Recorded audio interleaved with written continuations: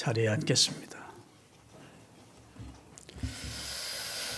코로나19 4단계 조치가 취해지면서 다시 교회가 비대면 예배를 정부로부터 요구받고 있는 상황에서 어제 행정법원에서 그저께 결정이 되기를 비대면 예배는 법적으로 문제가 있다. 그러나 전염병 상황이니까 20명, 19명까지 예배할 수 있다. 이렇게 법적인 그런 판결이 나왔어요. 20명 예배나 비대면 예배나 어차피 예배위원들이 다 참석하면 한 20명은 예배 드릴 수 있었습니다. 그래서 아마 이 상황이 얼마큼 계속될지 모르니까 교회가 다시 1, 2, 3부 예배를 주일날 드리도록 하겠습니다. 그래서 다음 주는 8시에 1부 예배, 9시 반에 2부 예배, 11시에 3부 예배를 드립니다.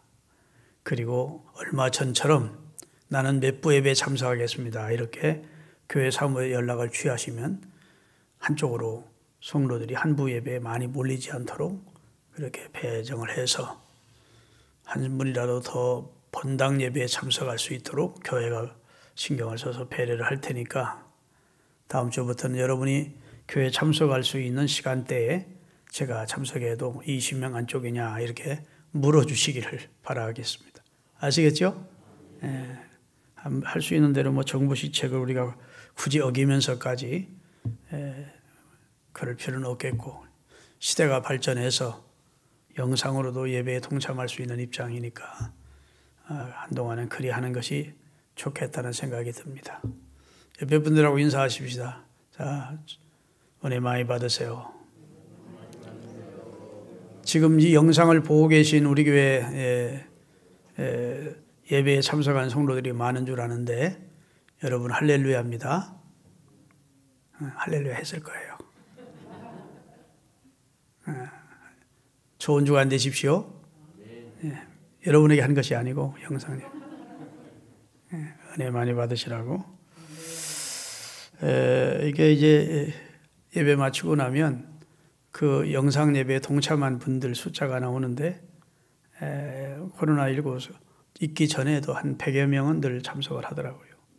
근데 아마 코로나19 사태 4단계가 돼서 좀 더 참여하지 않을까 이렇게 싶고 감사하게도 온라인 헌금으로 헌금에 동참하는 분들이 많아서 재정부 재정 정리하러 올라가면 컴퓨터에 온라인 헌금으로 성도들이 참석은 못해서도 헌금을 11조라 해서 혹은 감사헌금이라 해서 헌금이라 해서 하나님 앞에 봉헌하는 분들이 많이 있습니다.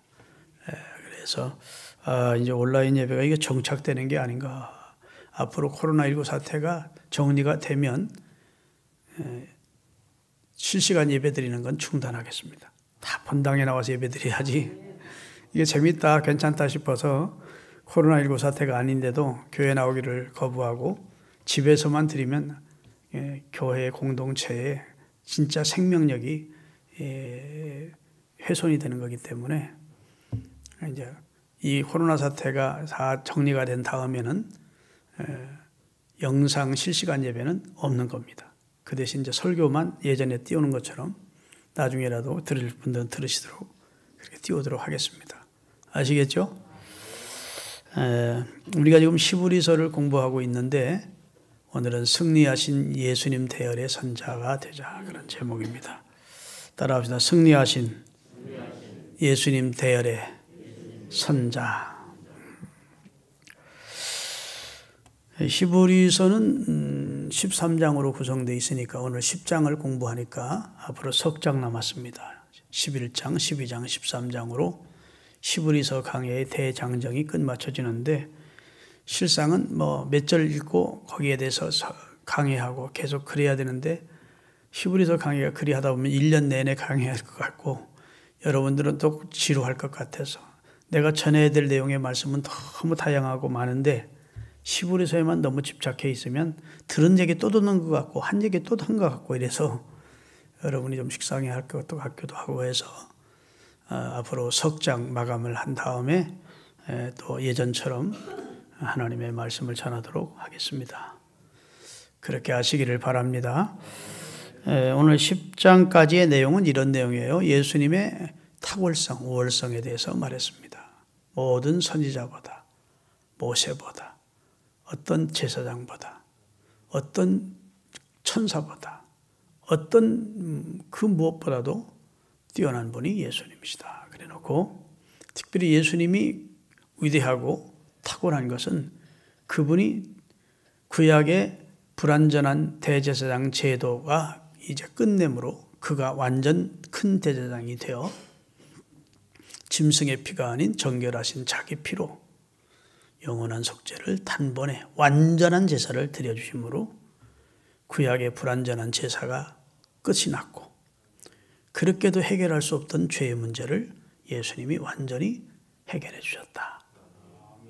아멘. 그 누구도 해결할 수 없었던, 풀 수 없었던 문제처럼 해결이 안 되던 죄의 문제를 하나님께서 친히 인간의 몸을 입고 그 아들을 세상에 보내서 그의 피로 그가 대제사장이 되어 영원한 완전한 속죄를 단번에 이루셔서 우리를 죄와 사망에서 구원해 내셨다는 겁니다. 아멘. 그래서 우리가 지난 시간에 이제 자기 피로 본인이 제물이 되어 자기 피로 십자가에서 우리의 구원을 이루셨다는 내용을 배웠습니다. 시브리서 10장을 39절까지 있기 때문에 이거 한 주에 한다는 게 너무 힘들어서 제가 요약을 좀 했습니다. 자기 피로 영원한 속죄의 완전한 제사를 단번에 드리심으로 구속을 이루신 예수님을 지금까지 설명한 후에 10장 1절에서 10절까지는 완전하지 못한 구약 제사에 대한 설명을 다시 합니다. 구약 제사는 불완전했고 완전한 제사는 아니었다. 왜냐하면 불완전한 인간이 그 다음에 완전한 속죄를 이룰 수 있는 피가 아닌 짐승의 피로 드리는 한시적이고 제한된 속죄였는데 예수님이 오셔서 죄 없으신 그분이 대제사장이 되어 멜기세덱의 반차를 쫓아 하늘 성소로 자기 피를 가지고 들어가 인류의 죄를 단번에 영원한 속죄로 완전한 제사를 드림으로 우리를 구원해 내셨다. 이런 내용이에요. 이렇게 시브리서에 설교하면서 이런 내용 설교했는데도 아직도 구원의 도리를 모르는 사람이 있다면 진짜 그 사람은 강아지만도 못한 IQ를 가지고 계신 분이에요. 요즘 강아지들이 얼마나 영리한지 아주 TV 그 단편 프로 같은 데 나오는 거 보면 야 개들도 보통 똑똑하지 않네. 오직하면 개도 훌륭하다 강아지도 훌륭하다 그런 프로도 있더라고. 뭔 강아지가 훌륭하기까지 하겠습니까만은. 여하튼 이 정도 얘기했으면 알아들으셔야 돼. 할렐루야.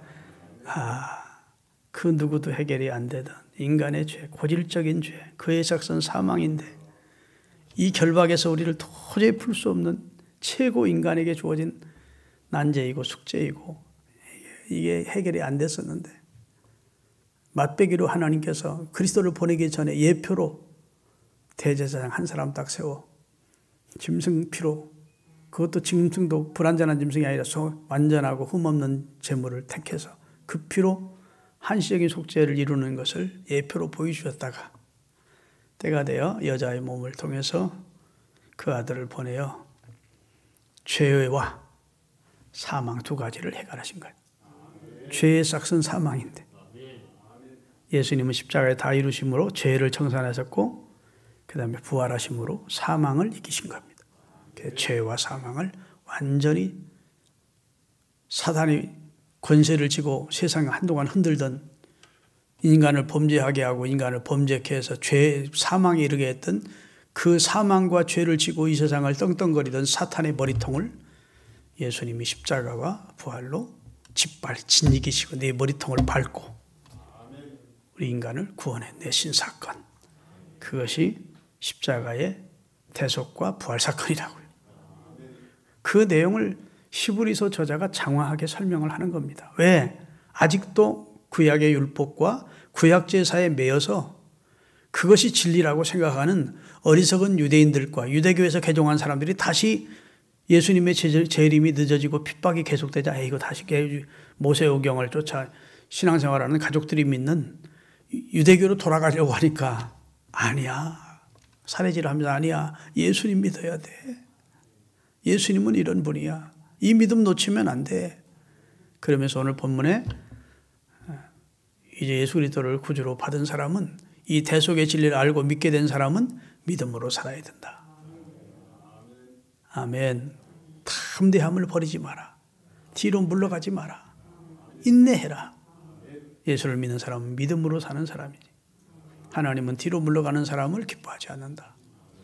이러면서 율법을 쫓아 살던 사람을 이제 율법의 조건을 다 이루시고 우리를 죄와 사망과 율법에서 구원해 주신 주님을 알고 믿게 됐으면 이제부터 믿음으로 살라는 겁니다. 믿음으로 살아야 된다. 그래서 오직 나의 의는 믿음으로 산다. 과거에는 율법이 기준이었는데 이제는 그리스도를 주로 믿고 그분이 주신 구원을 확신하고 그분이 주신 말씀을 붙들고 사는 것이 새로운 삶의 시작입니다. 그것을 지금 말씀해 주고 있는 거예요. 그래서 11절부터 18절까지는 예수 그리스도의 십자가의 죽으심은 유일하고 완전한 제사이다. 그러니 짐승 제사는 끝이 났다. 이런 것이고 19절에서부터 25절까지는 바로 불완전한 제사에서 완전한 제사를 통해 우리를 구원해 주신 예수 그리스도를 믿는 신앙 위에 우리가 견고히 서라는 겁니다. 아멘. 그래서 속죄받았으니 이제는 그 피를 믿는 믿음 가지고 그 구속의 피를 믿는 믿음 가지고 하나님의 은혜의 보좌 앞에 당당히 담대히 나갈 수 있도록 자격을 부여받았다는 거예요. 아직도 천주교는 구약 제사를 드리는 겁니다. 신부가 성도들이 가져오는 죄를 대신 고해하게 하고 그 신도들이 고해한 그 고해를 가지고 하나님 앞에 암흑의 성도가 죄를 졌다는데 하나님 용서해 주세요 하고 신부를 거쳐나가도록 됐는데 그것은 주님이 우리에게 주신 구원을 욕되게 하는 겁니다. 우리 모두가 다 만인 제사장이 되어 예수님의 의를 힘입고 찢어진 휘장을 넘어 은혜의 보좌 앞에 가도록 하나님이 해주셨다는 거예요. 그 다음에 이제 26절부터 31절까지는 기독교 공동체 안에 들어왔다가 들어보십시오. 예수를 믿기로 결심하고 기독교 공동체인 교회 안에 들어와서 신앙생활을 하다가 핍박이나 유혹이나 이런 어려움 때문에 신앙을 떠나는 그것을 배도, 도를 등진다는 것이고 배교, 하나님의 교회를 떠나는 걸 이제 배도 내지는 배교라고 합니다. 이런 사람들이 많아지는 겁니다. 이런 사람들에게 임할 하나님의 진노와 심판에 대해서 경고를 하는 내용이 기록이 되어 있어요. 그래서 그리스도를 아는 지식을 받은 후, 진리를 받은 후 이런 내용이 나와요. 그리고 다시 세상으로 가서 타락하면 다시 속죄할 길이 없다. 그 말은 무슨 말인가 하면 잘 들으셔야 됩니다. 예수님을 지식적으로 아는 진리를 아는 정도에 머물러 있던 사람을 말합니다. 그래서 거기 성경에 보면 우리가라는 말이에요. 우리라는 복수를 써면 우리 교회 안에도 예수 그리스도를 지식적으로 예수님이 바로 그런 일을 하신 분이구나. 이렇게 수긍하는 정도의 믿음을 가지고 있다가 그런 정도의 지식적인 믿음을 가지고 있다가 지적 동의하는 믿음을 가지고 있다가 세상의 유혹이나 핍박 다시 세상으로 가버리면 그 사람은 구원받은 사람이라고 볼 수 없다는 겁니다. 어떤 사람이 구원받았냐? 진리의 빛을 받은 사람이라는 거예요. 그래서 오늘 32절 본문 32절입니다.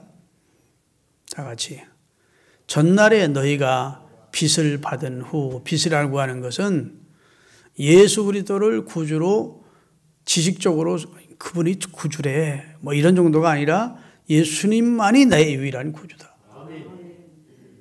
예수님은 내 삶의 주인이다. 이게 이제 하나님의 선하심을 맛보는 성령 체험을 통해서 이렇게 정말 세상 누가 뭐래도 예수 그리스도를 나는 떠날 수 없다. 주 예수보다도 귀한 것은 없다. 아멘. 금이나 은이나 그 어떤 것도 오늘 찬송처럼 주 예수보다도 귀한 것이 없다. 그래서 예수님을 선하심을 맛본 사람들, 성령의 체험을 한 사람들, 그리스도 안에서 인격적으로 주님을 만나는 경험을 한 사람들, 그런 사람은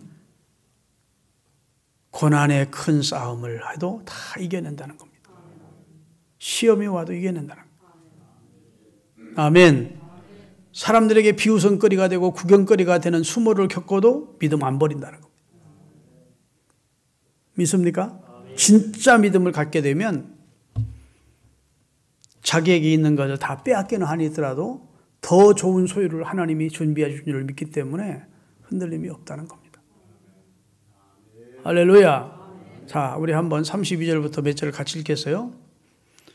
전날에 너희가 빚을 받은 후 고난의 큰 싸움을 견뎌낸 것을 생각하라. 처음 우리가 너희들이 예수 믿고 성령 받았을 때, 빚을 받았을 때 그때 엄청난 순환과 고난이 있지 않았느냐. 그때 다 이겨냈지 않느냐 그 말입니다.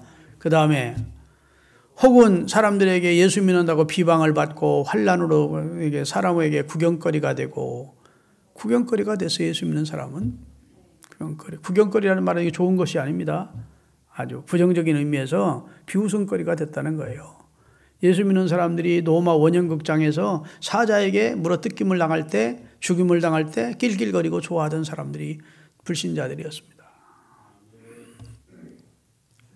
그리고 이런 형편에 처한 사람들을 동지로 여기고, 다시 말해 같은 신앙을 가지면서 고난을 겪는 사람을 동지로 여기고, 그 다음에 34절 너희가 복음 때문에 갇힌 자를 동정하고 너희 소유를 빼앗기는 것조차도 기쁘게 당하면서 시련과 시험을 이겨낸 것은 더 낫고 영구한 소유가 하나님 나라에 있는 줄로 믿었기 때문 아니냐. 아멘.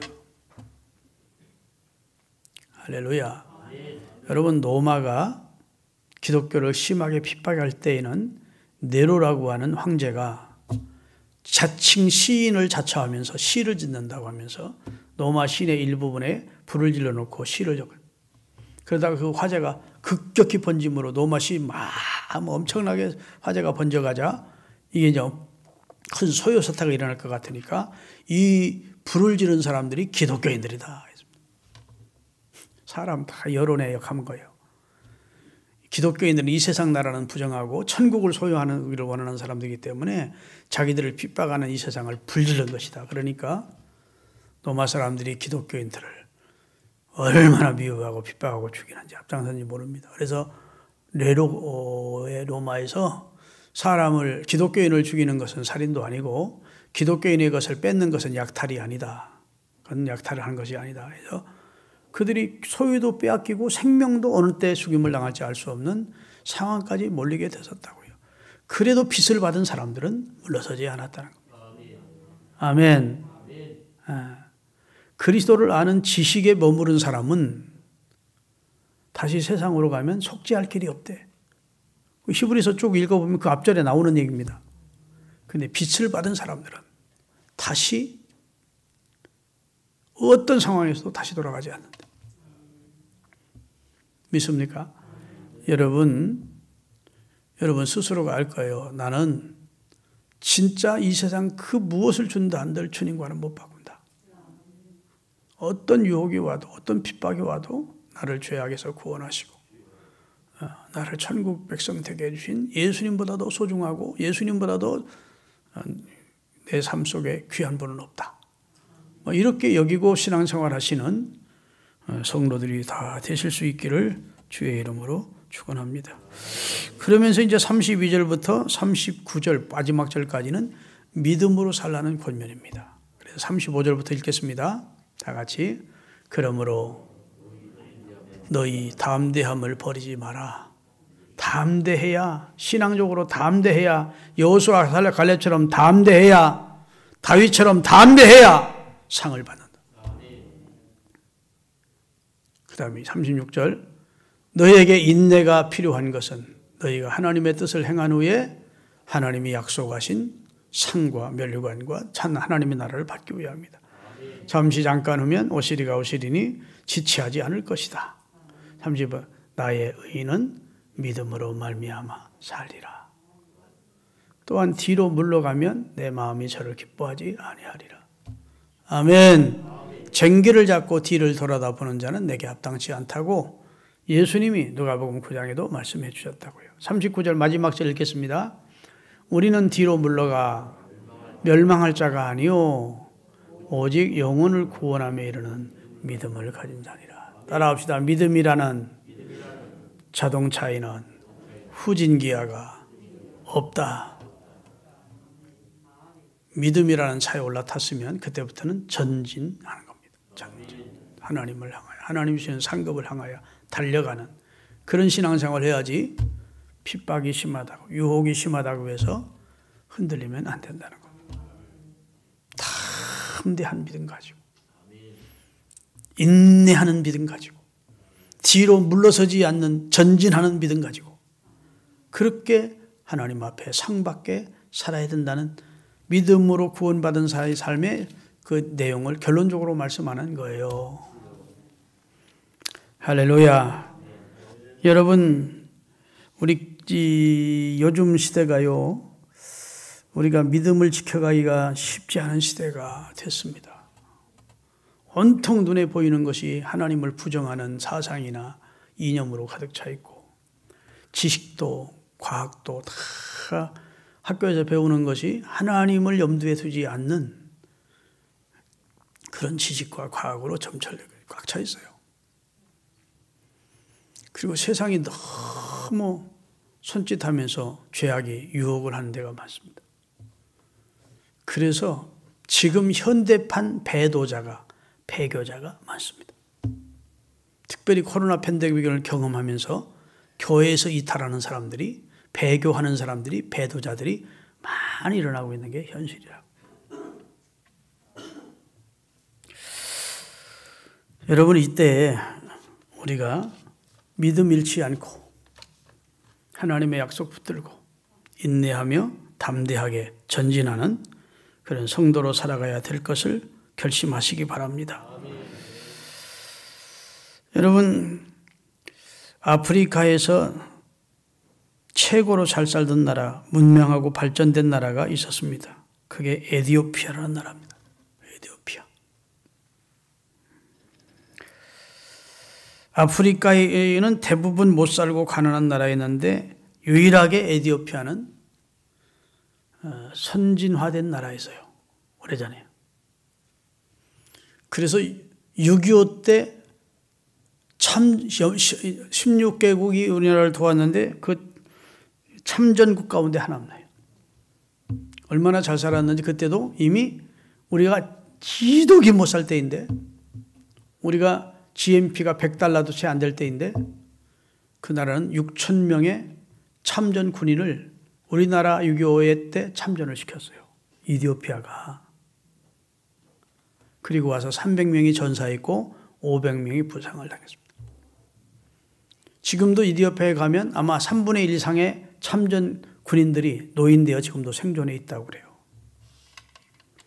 그렇게 이디오피아에서는, 아프리카에서는 가장 잘 살고 문명했던 나라가 이디오피아입니다. 특별히 아프리카에서 미남, 미녀가 제일 많은 나라라고 그래요. 아프리카 사람들은 뭐 생긴 게 다 그렇고 그렇잖아요. 그런데 이디오피아에 가면 미남, 미녀가 많은 겁니다. 그 이유는 솔로몬의 후손들이 퍼졌기 때문이에요. 여러분, 열왕기상 10장을 보면 이디오피아의 스바 여왕이 솔로몬의 지혜를 소문을 듣고 솔로몬을 찾아옵니다. 수행원들을 거느리고. 우리 솔로몬과 시바라는 영화를 보면 나오지만 둘이 사랑하게 되고 솔로몬의 아이를 잉태하고 그리고 고국으로 돌아간 거예요. 그래서 스바 여왕이 낳은 솔로몬의 첫 아들이 이디오피아의 이 초대 황제가 되는 겁니다. 그리고 스바가 이스라엘에 와서 여호와 하나님이 참신인지를 알고 믿게 돼서 돌아가서 여호와를 경외하는 나라가 되는 겁니다. 이건 내가 지금 상상해서 꾸며낸 얘기가 아니에요. 그래서 신약 성경에 보면 사도행전 8장에 이스라엘의 3대 절기가 있습니다. 유월절, 그 다음에 초막절, 그 다음에 칠칠절. 이 3대 절기에는 유대인들이 다 예루살렘으로 예배하러 옵니다. 그럼 유대인만 예배하러 오는 게 아니라 이방인들 가운데도 유대교인이 된 사람들은 예배하러 오는 거예요. 이방 나라에서. 그럼 그 사람들은 본당에 들어가지 못하고 이방인의 뜰에서 예배를 드립니다. 그런데 이디오피아의 국고를 맡은, 재정을 맡은, 지금은 경제개혁원 장관이죠. 재정을 맡은 간닥의 내시가 국가를 대표해서, 이디오피아라는 나라를 대표해서 사절단으로 예배하러 온 겁니다. 예루살렘으로. 그리고 예배의 절기를, 유대계의 절기를 다 지키고 자기 고국으로 다가가면서 빌립이라고 하는 예수님의 제자를 만나서 기독교인이 되는 얘기가 나와요. 자, 사도행전 8장 26절부터 읽겠습니다. 주의 사자의 천사가 나타나서 빌립에게 말하되 일어나 남쪽으로 향하여 예루살렘에서 가사로 내려가는 길까지 가라 하니 그 길은 어디요? 유대 광야라고. 이스라엘 땅에도 광야가 조금 있습니다. 유대 광야를 지나고 있을 때요. 누가? 이디오피아의 간닥의 국고 맡은 내시가. 그 다음에 27절 일어나 빌립이 가서 보니 이디오피아 사람 곧 이디오피아 여왕 간닥의 모든 국고를 맡은 관리인 내시가 예배하러 예루살렘에 왔다가. 왜 예배하러 왔을까요? 유대교인이니까. 당시 에티오피아 사람들은 유대교인이었다고요. 그러니까 왕이 직접 오지 않고 네가 가서 대표로 사절단으로 가서 우리 민족을 대표해서 하나님께 제사 드리고 와라. 그리고 온 거예요. 왔다가 그 다음에 28절 자기 고국으로 돌아가는데 병거를 타고 선지자 이사야의 성경책을 읽고 있더라는 거예요. 성령이 빌립보도 이르되 그 수레로 가까이 가서 나가라. 누가? 하나님의 영이. 빌립이 달려가서 선지자 이사야의 글을 읽는 것을 듣고 말하되 여보시오, 그게 무슨 뜻인지 알고나 익소 하고 물었다는 거예요. 그랬더니 그 이디오피아의 간닥의 내시가 지도해 주는 사람이 없는데 어찌 무슨 내용인지 내가 알 수가 있겠습니까? 그냥 읽는 겁니다. 빌립이 청하여 수레에 올라 같이 앉으라 하는 거예요. 그 다음에 35절 그냥 뛰어넘어서 35절 갑니다. 빌립이 입을 열어 이사야서 어디를 읽고 있었을까요? 그 내용 중간을 보면 그가 찔림은 우리 허물 때문이고 그가 상함은 우리 죄악 때문이라고 마침 이사야서 53장을 읽고 있었던 거예요. 무슨 뜻인지 모르고 읽고 있는 사람을 하나님이 사마리아에서 선교 잘하고 있는 빌립이라는 제자를 속히 보내가지고 이디오피아를 구원해 주기 위하여 하나님의 말씀, 그 뭐 피곤한데 제사로 왔다가 덜컹거리는 마차에 타서 그냥 거기서 뭐 쉴 수도 있는데 거기서 진리를 알고자 해서 이디오피아의 간닥의 내시가 성경 읽는 이 이쁜 모습을 예수 하나님이 보시고 그를 구원해 주려고, 그 민족을 구원해 주려고 하나님이 빌립을 보낸 거예요.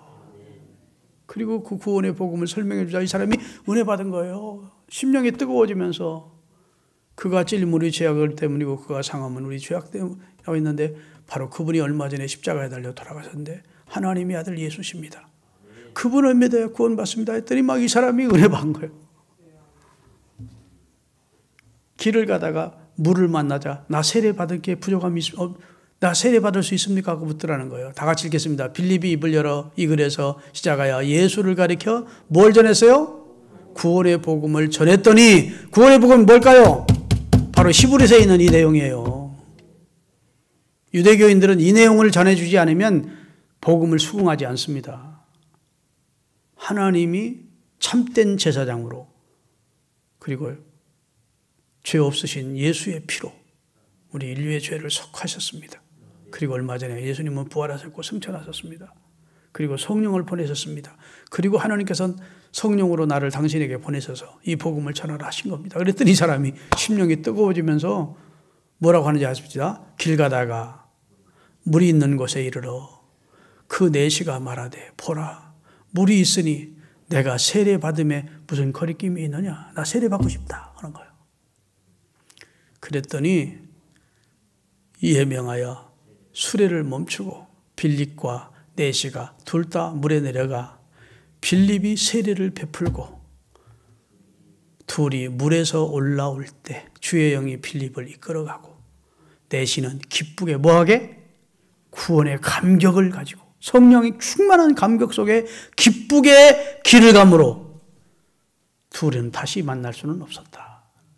그래서 기독교의 복음이 이디오피아에 들어가서 그 나라의 황제인 셀라시아가 제가 서울에 와서 막 신학 공부를 시작했을 때 1970년대 초에 우리나라에 왔었어요. 와서 영락교회 가서 우리나라에 친선 방문했는데 영락교회 한경진 목사님이 신무할 때 영락교회에서 예배를 드렸다고.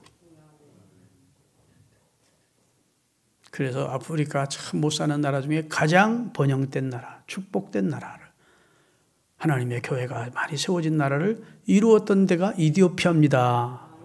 지금 우리나라도 우리 교회에서도 이디오피아 선교사를 한 분 돕고 있어요. 이재훈 선교사라 해서 우리 교회에서 신앙생활했던 강현진 권사님의 둘째 아들이 목사가 돼서 지금 거기 가 있는데 형편을 들어보면 지금은 다시 조금씩 빛을 비치기 시작한 거예요. 그런데 이 나라가 어떻게 해서 망했느냐?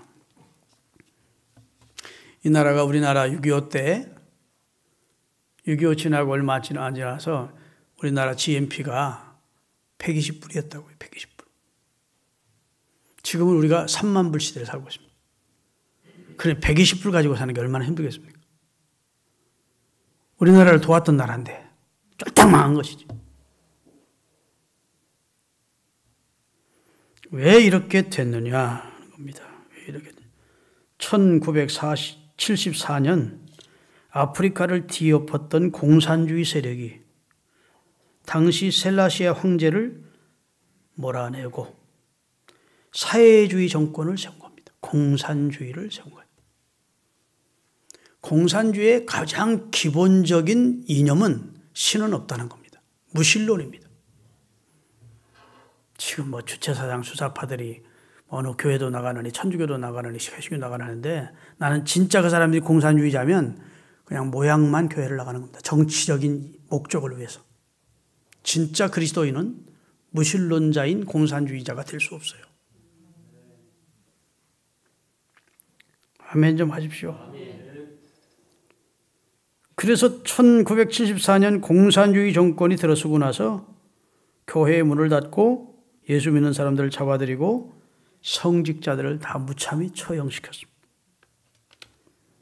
교회당을 공장으로 마을 회관으로 만들고 18년 동안 공산주의 통치 기간 동안 나라 경제는 파탄이 됐고 국민들은 거지가 된 겁니다. 공산주의자들이 이 모든 책임을 가진 자와 배운 자들에게 돌려버리고 자기들이 잘못해서 그런 게 아니고 이건 가진 자 때문이다. 배운 자들 때문에. 그래서 공산주의가 들어오면 제일 먼저 성직자와 교인들을 처형한 다음 그 다음에 공무원과 부자와 지성인들을 죽이는 거예요. 희생식. 여러분 우리가 못 사는 원인이 어디에 있다고 보죠? 우리가 지금 잘 살지만 우리가 못 살 원인이 또 우리가 복받은 원인이 어디 있다고 보십니까? 시편 33편 12절을 읽겠습니다. 띄울 테니까 같이. 여호와를 자기 하나님으로 삼은 나라 곧 하나님의 기업으로 선택된 백성은 복있다.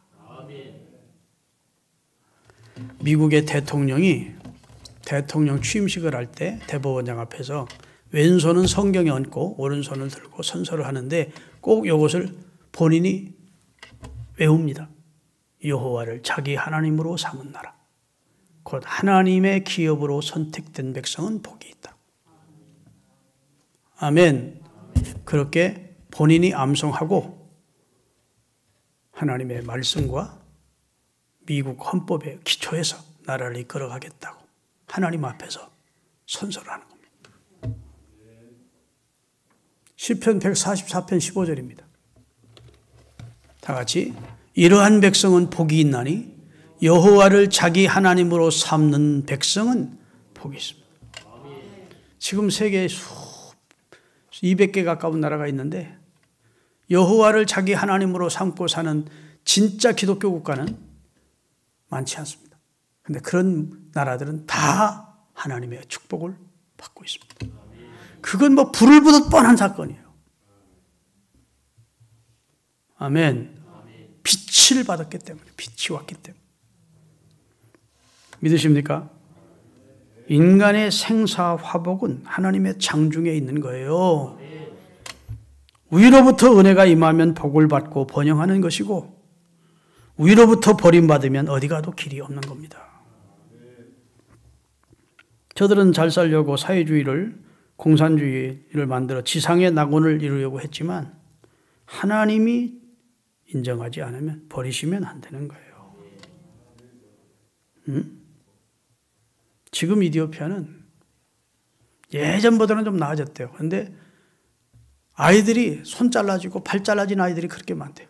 18년 동안 내전이 계속되면서 쥐레 밟아가지고 애들이 팔 잘라지고 가장이 살아있는 사람이 별로 없대요. 다 전쟁 나가가지고 서로 죽고 하나님 버리니까. 땅조차 저주를 받아가지고 어떤 걸 심어도 열매를 맺지 않는. 성경에도 보면 땅이 열매를 맺는 것도 하나님의 축복이래요. 땅도 치료받아야 된대 하나님이. 내가 너희 토지도 치료할 것이라고 했는데 하나님 떠나니까 되는 게 없는 거야. 할렐루야. 이렇게 하나님의 은혜를 오랫동안 누렸던 하나님의 복을 받았던 나라가 하나님 다 백성들이 져버리고 공산주의 어서 오십시오 하고 공산주의 받아들이니까 배도와 배교가 일어나니까 나라가 망하는 것은 순식간이더라는 거예요. 여러분 이제 그 나라가 지금부터 얼마 전에 다시 공산주의 버리고 공산주의 포기하고 교회가 다시 문을 열기 시작하고 선교사들을 받아들이기 시작하면서 조금씩 옛날의 은총을 입기 시작하고 있대요. 그래서 선교사님들을 죽이려고 하지도 않고 미워하지도 않고 그렇게 환영한대요. 이재원 선교사님한테 거기 사람들은 한 달이면 얼마면 사냐? 최소한 거기 사람들처럼 살려면 예를 들어 보통 사람들 살려면 우리나라 돈 얼마가 필요하냐? 물었더니 10만 원이래. 우리나라 돈 10만 원이면 그냥 살 수 있대. 그러니 선교사님들이 한 100여만 원 이쪽 저쪽 교회에서 한 10만 원, 20만 원 도와주고 한 100여만 원이면 아주 열심히 전도지도 사고 뭐 모금 사업도 하면서 열심히 일할 수가 있대. 여러분 나는 지금 우리나라가 걱정입니다. 걱정. 배도와 배교의 위험이 많고 사람들이 왜 그렇게 교만해졌는지 모르겠어요. 왜 그렇게 세속적인 이념이나 인본주의 사상에 바짝 쪄들어 있어서 스폰지가 물이 스며들듯이 우리 의식 속에 하나님은 빼버리고 하나님을 아는 지식이나 성경적인 신앙 안에서의 가치관은 다 사라졌고 다 세상 사람들처럼 되어버렸어요. 걱정입니다. 여러분 우리나라가 하나님 떠나면 안 되고 개인도 안 되고 국가도 하나님 떠나면 안 돼. 여호와를 자기 하나님으로 삼는 나라가 복이 있어요. 이 신앙 가지고 살아야 돼. 내가 절대로 우리 믿음의 선배들이 세상의 구경거리가 되면서 자기 소유를 다 빼앗기는 아픔을 경험하면서 생명의 위협을 느끼면서도 빚을 받은 후에는 그 빚을 잃지 않고 그 빚 안에서 믿음을 지키기 위해서 담대함과 인내와 전진하는 신앙을 가지고 믿음으로 산 것처럼 나도 믿음으로 살겠다. 그런 다짐을 하실 수 있기를 바랍니다. 그 믿음으로 사는 게 뭐냐? 고린도후서 2장 14절 해석하고 마치겠습니다. 고린도후서 2장 14절 항상 우리를 그리스도 안에서 이기게 하시고 우리로 말미암아 각처에서 그리스도를 아는 냄새를 나타내시는 하나님께 감사합니다. 아이고 나하고는 상관없는 내용이네. 나는 항상 지는데 나는 예수 믿기 전에는 말할 것도 없고 예수 믿은 후에도 늘 죄와 더불어 싸워서 졌고 사단과 더불어 싸워서 져서 패배자인데 지난주 한 주간도 나는 그리스도 안에서 이긴 것이 아니라 나는 패배했는데 나하고는 상관없는 진짜 예수 잘 믿는 사람들만 읽으라는 내용인가 보다 이렇게 생각하면 안 돼요. 이 말씀의 깊은 뜻을 알아야 돼요. 여러분 로마가 세계를 지배했습니다. 이 성경이 기록될 당시만 해도 로마 황제가 전쟁에 나가서 대승을 거두고 돌아오는 개선 장군을 위하여 큰 보좌를 놓고 개선 장군 잔치를 크게 해주는 겁니다. 그러면 금촛대 같은 큰 촛대에 구조물이 있는데 구멍이 뻥뻥 뚫려가지고 여기에 향을 담습니다. 향이 확 퍼지는 거예요. 그래서 냄새가 좋은 냄새가 쫙 퍼지는 그 향기를 향기봉을 앞에 어떤 기수가 들고 그 뒤에 개선 장군이 백마를 타고 그 뒤에 전쟁에 승리한 군인들이 뒤따르고 그 뒤에 포로들도 노획물도 따라오고 이렇게 해서 행진이 진행될 때 로마 시민들이 종려가지를 들고 나와서 개선하는 사령관과 군인들을 환영했습니다. 그 내용이에요. 지금 사도 항상 우리를 그리스도 안에서 이기게 하시고 우리로 하여금 각처에서 그리스도를 아는 향기를 나타내시는 하나님께 감사한다. 그러면 냄새는 그렇게 이해를 하겠는데 나는 이긴 게 아니고 지난 한 주간도 많이 실패했는데 아니에요. 그런 뜻이 아니고 성경을 원문 그대로 가장 이해하기 쉽게 해석해 놓은 번역해 놓은 것이 공동 번역이에요. 공동 번역 2장 14절 본문을 똑같이 읽습니다. 우리를 그리스도의 개선 행진에 언제나 끼워주시는 하나님께 감사드립니다. 승리는 누가 한 거예요? 개선 장군인 예수님이 했고 나는 그 개선 장군이 앞장서 가시는 행렬에 나를 끼워주셨는데 그런데 그것도 내가 이기게 하신 것으로 보시는 거예요. 그리스도의 개선 행진에 언제나 나를 끼워주시는 하나님께 감사합니다. 세 번역 성경을 보겠습니다. 세 번역, 공동 번역이고 세 번역은 다 같이 그러나 그리스도의 개선 행렬에 언제나 우리를 참가시켜 주시고 그리스도께서 개선하는 그 행렬에 나도 참여할 수 있도록 그리스도 안에 들어온 사람을 첫사람 아담 안에 지옥 가는 행렬에 서지 않게 하시고 오셔서 죄와 사망을 이기신 예수 그리스도가 앞장서신 대열에 서서 그리스도 안에서 살게 하시는 것을 이기게 한다는 거예요. 이게 그리스도를 벗어나지 말라는 거예요. 그리스도께서 이루신 구원, 그리스도께서 이루신 속죄, 그리스도께서 주신 놀라우신 은총을 잊지 말라는 거예요. 그러면 그리스도와의 행렬에 동참한 자가 된다는 거예요. 그러면 그것이 하나님 볼 때는 그리스도 안에서 이김을 주시는 자, 이기는 자로 보시는 거예요. 여러분이 예수 믿고 나서 나는 평생 동안 죄 한 번도 안 질 수 있습니다 하거든 이 말씀도 아멘 하지 마시고 나는 언제나 넘어져도 부족하지만 개선하신 예수님의 행렬에 동참시켜 주시는 대서 감사하고 요한복음 16장 33절 읽고 마치겠습니다. 예수님은 어떤 분이냐? 이것을 너희에게 이르는 것은 너희로 내 안에서 평안을 누리게 하며 죄 짓고 나서 다시 불안하고 죄 짓고 나서 또 실패하고 넘어지고 그러게 하지 않기 위해서 예수 안에서 사는 사람은 서로 범죄해도 평안을 잃지 않게 하기 위함이래. 그 다음에 하시는 말씀이 세상에서는 너희가 환난을 당하나 담대하라. 내가 세상을 이기었노라. 너희는 내 안에 있는 존재들이야. 여러분 우리가 올림픽을 할 때, 이제 곧 올림픽이 일본에서 열린다. 올림픽을 할 때 국가대표가 참전을 해서 그 메달을 땁니다. 그럼 그 개인의 영광이고, 개인의 자랑이고, 개인의 영예이지만, 우리 함께 기뻐하는 겁니다. 우리나라를 대표해서 나간 대표 선수가 금메달을 따서 세계 1등이 됐다. 우리 모두의 기쁨이고, 우리 모두의 감사이고, 우리 모두의 자랑이 되는 거예요. 예수님은 대표 선수입니다. 그분이 앞장서서 그분이 제사장이 돼요. 그분이 자기 피로 우리의 죄를 속량하시고, 그를 따르는 모든 사람에게 승리의 영광에 동참하도록 끼워주시는 은혜를 입어서 우리가 구원받은 거예요. 그런 고마우신 주님을 떠나면 되겠느냐 그 말입니다. 이 믿음 가지고 담대하래요.